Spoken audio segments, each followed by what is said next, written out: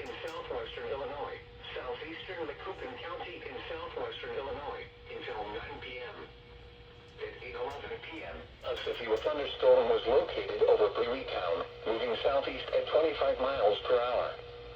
Expected hazards include 60 miles per hour wind gusts and quarter-size hail. This is a radar-indicated threat. The following impacts are expected. Hail damage to vehicles is expected. Expect wind damage to roofs, siding, and trees. Locations impacted include Edwardsville, Glen Carmen, Troy, Stunton, Bunker Hill, Borden, Marine, Livingston, Alhambra, Prairietown, Dorsey, Carpenter, Hamel, New Douglas, Williamson, Fruit, Kaufman, Prude, and Coon. This includes Interstate 55 in Illinois between exits 23